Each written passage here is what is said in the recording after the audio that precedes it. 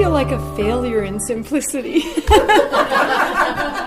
And it's okay. So I don't know if you'd call this a theology of simplicity, but for me, simplicity.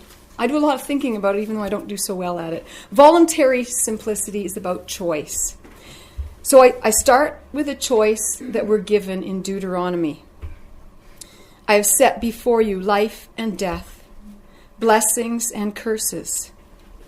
Choose life so that you and your descendants might live.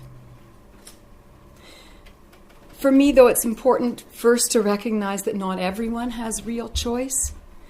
If what we're talking about is how we spend our time and money, for some, the only choice is whether to spend money on shelter or food. That's not a real choice.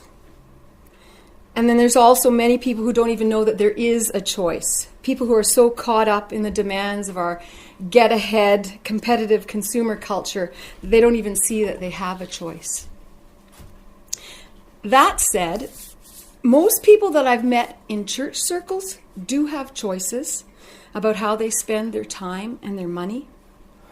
So recognizing what a privilege it is to have choice, choosing life for me means being intentional about how I spend money or time. It's about not living on autopilot. So, if I were the voluntarily simple person that I would like to be, each choice would be made carefully and intentionally, taking into consideration the criteria that I think are important. How does this choice affect workers here and in other parts of the world? How does it impact the ecosystem? How does it affect me and my relationships? Is the company ethical when it comes to people and the environment? How far does this product have to travel?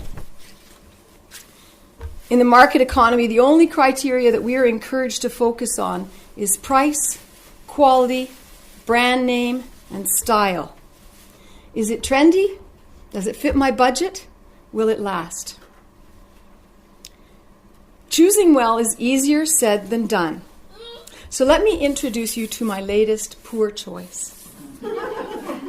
First of all, in my busyness, I neglected to sit down and think about a buy-nothing Christmas and how I might accomplish that this year. Because every year you have to rethink.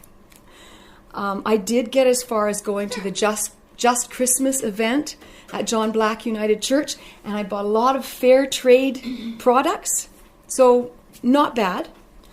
But last weekend, I went into a store and I bought this.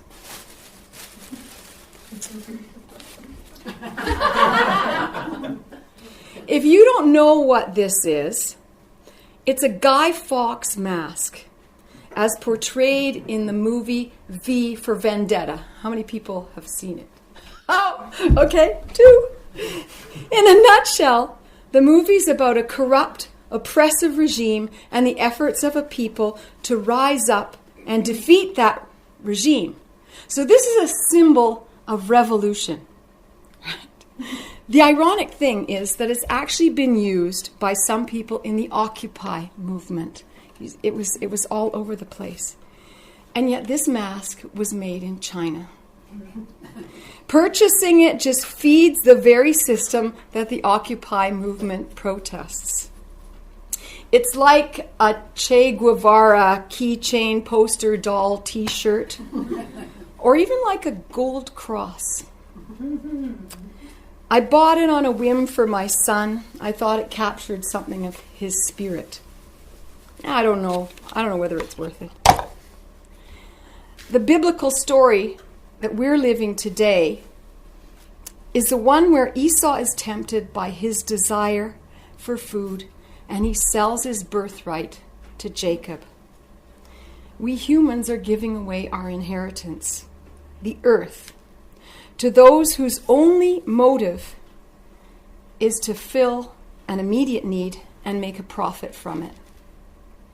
50 years from now, people are going to look at the lifestyle we led and the choices we made and shake their heads and ask, what were they thinking?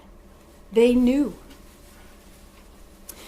If we're able to slow down and think about the choices we make, perhaps we might manage to choose life so that we and our descendants might live. But there's something inside me that says, I think we're going to, that's a personal piece, and we have to push the political part of it a lot more. So, thank you.